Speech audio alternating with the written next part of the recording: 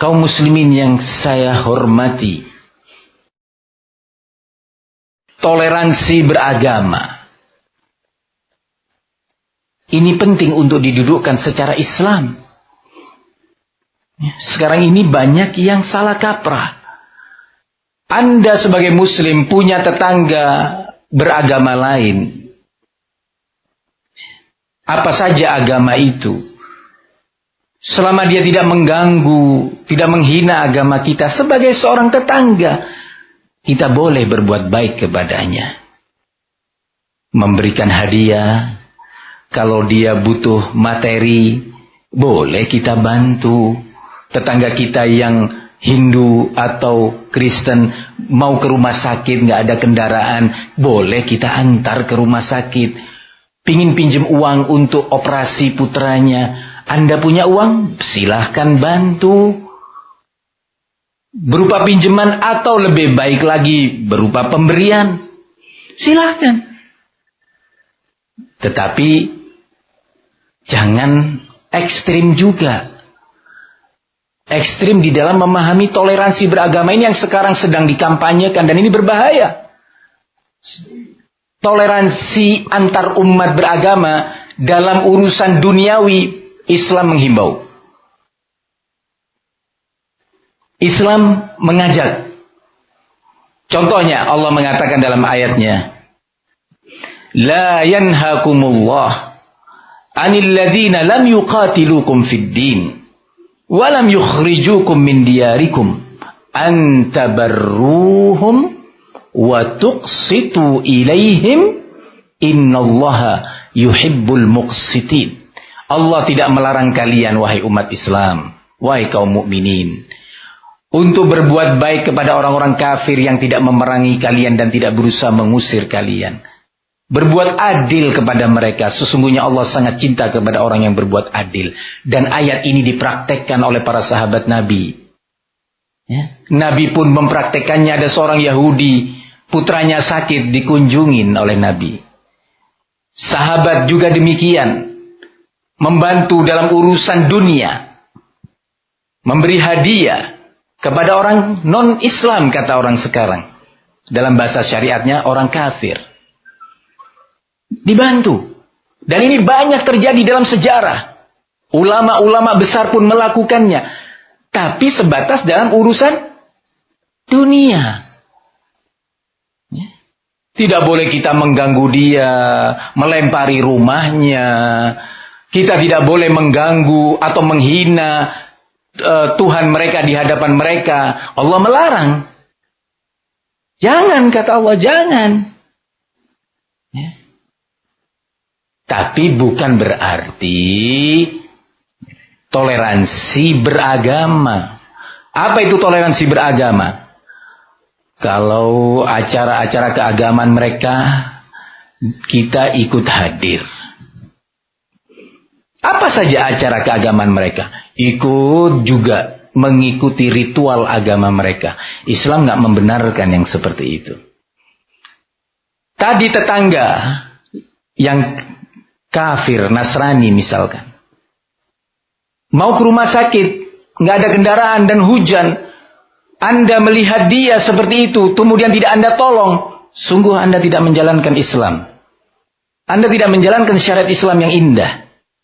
Membuat orang berpandangan negatif terhadap Islam karena perbuatan sebagian muslimin. Tapi Anda berhenti. Tawarkan, Pak, mau kemana? Ke rumah sakit. Saya antar. Bapak mau kemana? Saya menjenguk anak saya di rumahnya. Sedang mau melahirkan. Oh baik, saya antar, Pak. Saya antar, Pak. Besok lusa atau 3-4 hari setelahnya, jumpa lagi. Dia sedang di depan pintunya mau keluar. Mau kemana, Pak? Mau ke gereja. Oh maaf, Pak ya. Mari, Pak. Bukan, oh demi toleransi beragama, saya antar dia ke gereja. Tidak, Anda mengantar seseorang berbuat kesyirikan kepada Allah. Mengantar seseorang untuk meyakini dan menjalankan keyakinannya bahwa Allah itu punya anak. Ada Tuhan Bapa, Tuhan Anak, Tuhan Ibu. Yang kata Allah di dalam Al-Quran, hampir-hampir langit itu rontok. jatuh akibat mendengar ucapan mereka. Hampir-hampir bumi ini pecah mendengar ucapan kaum Nasara yang mengatakan bahwa Allah itu memiliki anak. Langit mau rontok, bumi mau pecah, gunung pun akan jatuh roboh gara-gara ucapan mereka. Anda'u lirrahmani walada, ketika mereka mengklaim beriman, meyakini bahwa Allah memiliki anak. Keyakinan kita umat Islam apa?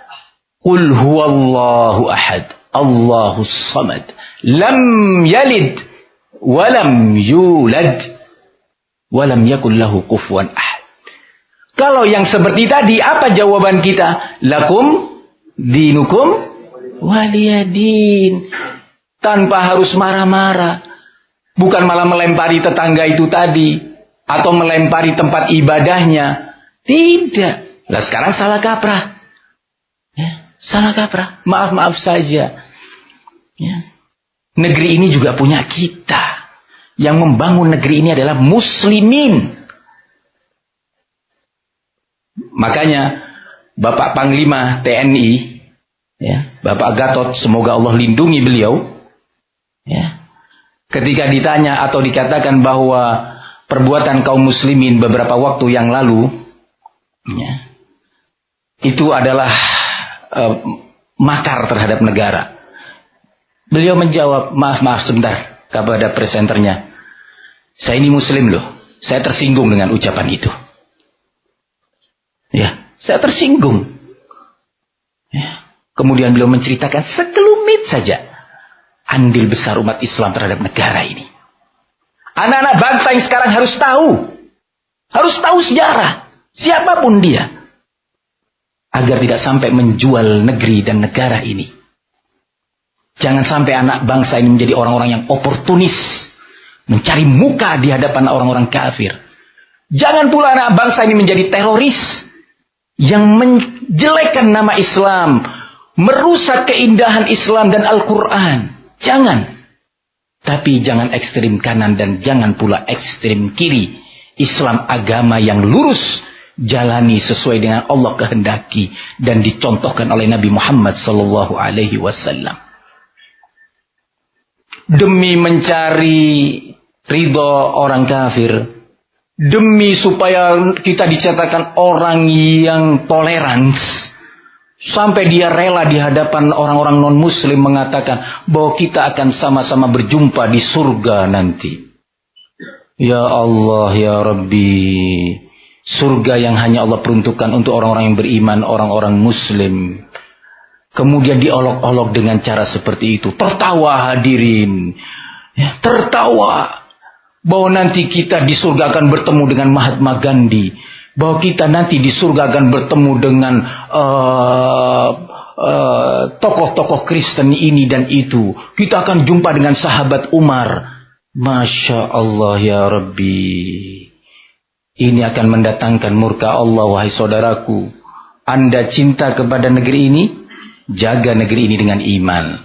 Anda cinta kepada negeri ini, jaga negeri ini dengan Islam. Tidak ada yang lainnya.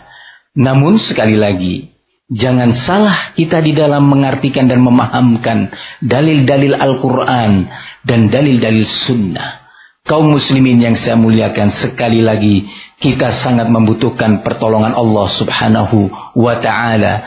Mengakhiri majlis ini, salah satu sebab datangnya pertolongan Allah untuk menjadikan lurusnya iman kita, lurusnya pemahaman kita terhadap Islam, dan benarnya amal ibadah kita adalah sebuah hadis yang diriwayatkan oleh Imam Muslim dari sahabat Abu Hurairah radhiyallahu anhu. Rasul mengatakan, "Man salaka tariqan yaltamisu fihi ilman, sahhalallahu lahu bihi tariqan ilal jannah." Barang siapa yang menempuh jalan, menempuh sebuah upaya untuk dia menuntut ilmu, mempelajari Islam di dalamnya, maka sungguh dengannya Allah akan mudahkan jalan untuk sampai ke jannah, sampai ke surga. Kita ini berjalan, hari ini kita berjalan terus maju besok, lusa, minggu depan, tahun depan, berjalan kalau masih panjang umur. Kita sedang dalam perjalanan menuju akhirat. Kita masih dalam perjalanan menuju akhirat. Karenanya kita ingin mendapatkan pertolongan Allah untuk sampai kepada akhirat, kepada jannahnya. Tahu cara, antara lain cara untuk sampai kepada jannah Allah. Kata Nabi dalam ayat tadi atau dalam hadis tadi, barang siapa yang menempuh cara atau jalan untuk menuntut ilmu, belajar Al-Quran, ayat demi ayat dan sunnah Nabi Sallallahu Alaihi Wasallam, Allah akan mudahkan baginya jalan menuju jannah. Demikian kaum muslimin, semoga Allah bantu kita untuk punya semangat dan kemauan mempelajari Islam, Al-Quran dan sunnah berdasarkan bimbingan dan cara pemahaman yang datang dari para sahabat Nabi, murid-murid beliau dan para ulama yang mengikuti jejak mereka. Amin ya rabbal alamin.